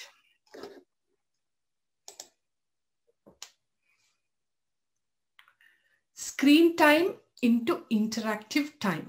அதாவது ஸ்கிரீன் டைம், டிவைஸல், கம்ப்யூட்டர், டேப், ஃபோன், இது ஒரு பெரிய பிரச்சனைன்னு நாங்க இந்த காலத்துல எல்லாரும் பேரண்ட்ஸ் பேசுற ஒரு விஷயம். அப்ப நாங்க ஒன்று விளங்கணும், நாங்க ஈக்கிறது டிஜிட்டல் எரா. அப்ப டிஜிட்டல் அந்த உலகத்துல தான் நாங்க ஈக்கிறோம். அப்ப அந்த எங்களோட குழந்தைகள் வந்து பிறந்து வளர்ந்ததே அந்த டிஜிட்டல் வேர்ல்ட். அவங்களோட சைல்ட்ஹுட் வந்து டிஜிட்டல் சைல்ட்ஹுட் தான். அதை நாங்க வந்து எம்ப்ரேஸ் பண்ணோம். அதை மறுக்கலாம் எங்களுக்கு. ஓகே, அதுல எல்லாத்துலயும் ஒதுக்கி அவங்கள நீங்களால வளர்க்க இயல. அது ப்ராக்டிக்கலி இட்ஸ் நாட் பாசிபிள். அப்ப நாங்க அதை இப்படி அவங்களோட இன்டெலிஜென்ட் டெவலப் பண்றதுக்காக யூஸ் பண்ணி கொள்றதை தான் நாங்க பார்க்கலாம். அதுல நீங்க ஸ்கிரீன் டைம் பிள்ளைகளுக்கு கொடுக்குற நேரம் மெயின்லி ஸ்கிரீன் டைமால வர பிரச்சனைகள் வந்து அவங்க பசிவா உட்கார்ந்து அதை பார்த்து கொண்டிருக்கிறது தான் மெயின் ப்ராப்ளம். அப்ப நீங்க கார்ட்டூனையோ ஏதோ ஒரு ப்ரோக்ராமையோ போட்டு அவங்க ஃபுல்லா அதை பாக்குறத விட நல்ல இன்டராக்டிவா என்ன மாதிரி செய்யறதுக்கு அதுல. ஃபார் எக்ஸாம்பிள், இப்ப கம்ப்யூட்டருக்கு நீங்க வந்து அது வந்து டாக் பண்ணுதுன்ற மாதிரி ஒரு இதை எடுத்தா அவங்களோட புள்ள அதோட பேசும். அல்லது அதுல ஏதாவது வேற இன்டராக்டிவா அவங்களுக்கு பொருத்தமான ஒரு கேம்ன்றது அது வந்து நல்லா ஜஸ்ட் ஒரு விஷயத்த சும்மா பார்த்து கொண்டு இருக்கிறத விட அவங்களுக்கு ஏதாவது அதுல இன்டராக்ட் பண்றதுக்கு செய்யறதுக்கு ஏழுமாக இருந்தா அது நல்லா இருக்கும். இப்ப ஸ்கிரீன் டைமை பொறுத்தவரையில நிறைய பேர் ஹேண்ட் ரைஸ் பண்றாங்க. ஸ்கிரீன் டைம் வந்து இந்த அளவுன்னு சொல்லி ஒரு இடத்துல ஒரு லிமிடேஷன்ஸ் இருக்குது. இப்ப 2 இயர்ஸுக்கு 2 to 5 years வந்து 2 hours 1 hour to 2 hours சொல்றாங்க. It depends. எங்களுக்கு எதையுமே உறுதியாக சொல்லலை. ஏன்னா அதுல ரீசர்ச் ஃபைண்டிங்ஸ் எல்லாம் ஃபைனல் ஃபைண்டிங்ஸ் ஒன்றும் அப்படி இதுதான் என்று இல்லை. ஏன்னா நான் வந்து டிஜிட்டல் சைல்ட்ஹுட் சம்பந்தமான ரீசர்ச் ஒன்று செஞ்சிருக்கிறேன். அது இந்த ஃபின்லாண்ட் யூனிவர்சிட்டி ஒன்றுல ப்ரெசென்ட் பண்றதுக்கு இருக்கிறேன். என்னண்டா அதுல வந்து இப்ப இவ்வளவுதான்னு எங்களுக்கு சொல்லல. அவங்களோட கட் ஃபீலிங் ஒண்டிக்கும் உங்களோட பிள்ளைக்கு ஓகே இவ்வளோ ஓகேயா அந்த ஃபீலிங்கை ஃபாலோ பண்றது நல்லம்னு நினைச்சிடும். வித் ஆல் த அட்வைசர் எல்லாரையும் கருத்துக்கள் எடுத்துட்டு உங்களோட இதை ஃபாலோ பண்ணலும். ஏன்னா யூ கான்ட் அதை சில விஷயங்கள்ல அது ஃபுல்லா இதுல இருந்து ஒதுக்குறன்றது சாத்தியம் இல்லை. அது செல்றதுக்கு அழகாயிக்கும், பட் சாத்தியம் இல்லை. ரைட். அப்ப இந்த பசிவா பார்க்காம அவர் வந்து அந்த லேர்னிங் ப்ராசஸ் ஒன்று அதுக்குள்ள ஏதாவது ஒன்று செய்யற இப்ப கோடிங் மாதிரி விஷயங்களை இப்ப சொல்றாங்க ஏர்லியாவே நாங்க பிள்ளைகளுக்கு இன்ட்ரடியூஸ் பண்ணிடலாம். கம்ப்யூட்டர் கோடிங், அடுத்த கம்ப்யூட்டர்ல ஏதாவது செய்யறதுன்ற விஷயங்கள். அப்ப அதை நீங்க பிளான் பண்ணி செய்யலாம். எந்த டைம்ல எது செய்யறது. கார்ட்டூன் வாட்ச் பண்றன்றது மட்டுமாக ஈக்காம அந்த கம்ப்யூட்டர் ஸ்கிரீன் டைம்ன்றது ஒரு இன்டராக்டிவ் டைமாக எங்களுக்கு ஆக்கிக்கொள்ள இயலும். Right. Last slide, be and inspiration. இப்போ நாங்கள் வந்து இப்படித்தான் இப்போ சில நேரம் நாங்கள் எவ்ரி ஒன் திங்ஸ் எங்களை விட எங்களோட புள்ள இன்டெலிஜென்ட்டாக வரணும்ன்றதான் எல்லா பேரண்ட்டும் திங்க் பண்ணுறது. ஆனால் நாங்கள் இப்போ செல்லப்படாது இப்படி. ஃபார் எக்ஸாம்பிள், நான் வந்து மேக்ஸ் நல்லா செய்யறதில்ல, நீங்கள் நல்லா செய்யுங்கன்னு சொல்றது அது ஒரு விதமான அந்த இன்ஸ்பிரேஷன் இல்லாத இதை வந்து உருவாக்கும். அப்போ நீங்கள் வந்து உங்களுக்கு ஏலும், அப்ப அதை ட்ரை பண்ணி செய்யலும்ன்ற விஷயத்தை தான் சொல்லணும். இல்லாம அதை உங்களை நீங்க குறைச்சி கொண்டு செல்ல தேவையில்லை. நீங்க அதுக்கு உங்களை டெவலப் பண்ண வேண்டி வரும். ஏன்னா இது டிஜிட்டல் வேர்ல்ட். அப்ப பிள்ளைகளோட ஸ்டடீஸோ அவங்க கேட்கிற கேள்விகளோ நாங்க தெரிஞ்சதை விட மிச்சம் கூடுதலா ஆயிக்கும். அப்ப நீங்க அதை வந்து நீங்க ஒரு இன்ஸ்பிரேஷனாக ஈக்கணும். அவங்களுக்கு நெகட்டிவாக உங்களை எடுக்காம, எனக்கு நான் பெருசா நல்லமில்லை, எனக்கு உங்களுக்கு சொல்லி தரது தெரியாண்டு இல்லாம நீங்க வந்து படிச்சுட்டு வந்து சொல்லி கொடுக்குற மாதிரி, ஓகே நீங்க வந்து ஃபெயில் ஆனாலும் பரவாயில்ல, நீங்க இன்னொரு ட்ரை பண்ணுங்கன்ற அந்த மென்டாலிட்டியை உருவாக்குறது அவங்களுக்கு நல்ல. நீங்க ஹை எக்ஸ்பெக்டேஷன்ஸ், பெரிய எதிர்பார்ப்புகள் செட் பண்ணுங்க பிள்ளைகள்ல, பரவாயில்ல. ஆனா அதே நேரம் சும்மா ஓவர் கான்ஃபிடென்ஸ் வந்து அவங்களுக்கு ஏற்படுத்துறதுக்கு இதாக்க வாங்க. அதே நேரத்துக்கு என்ன நடக்கிற ஓவர் கான்ஃபிடன்ஸ் வந்தா பிள்ளைகளுக்கு தே ஸ்டாப் க்ரோவிங். அவங்க அதுக்கப்புறம் வளர மாட்டாங்க, ரீட் பண்ண மாட்டாங்க, எனக்கு எல்லாம் தெரியும்ன்ற இடத்துல இருப்பாங்க. அந்த இடத்துக்கு போறதை விட அந்த க்ரோவிங், அந்த இன்னும் நீங்க க்ரோ பண்ணேலும்ன்ற அந்த மைண்ட் செட்டை தான் நாங்க ஊக்குவிக்கலும். அதுக்கு நாங்க ஒரு எக்ஸாம்பிளா, உதாரணமா, இன்ஸ்பிரேஷனா இருக்கணும். இது வந்து பேரண்ட்ஸ் மட்டும் இல்ல, கேர் கிவர்ஸ், டீச்சர்ஸ் எல்லாரும் இப்படி இருக்கணும். ரைட். ஜஸாக்கல்லாஹ் ஹைரா. 1 hour பேத்துட்டு இல்லையா? 1 hour கூட பேத்துது. ஓகே, உங்களோட கொஸ்டின்ஸ் என்ன மாதிரி இருந்தா இப்ப கேட்கலும். இதுல மெயின்லி இப்ப நாங்க இதுக்கு முன்னுக்கும் நிறைய டாபிக்ஸ் செஞ்சுக்கிறோம். நீங்க வந்து இதுக்கு ரெலவெண்டானது கேட்டா இன்றைக்கு நல்லா இருக்கும். அதுலயும் ஒருத்தர் ஒரு கொஸ்டின் கேட்கறேன்டா நல்ல இந்த டைமை கருதி. ஓகே, கொஷின்ஸ் இருந்தா கேளுங்க. ஓகே, அஸ்ஸலாமு அலைக்கும்.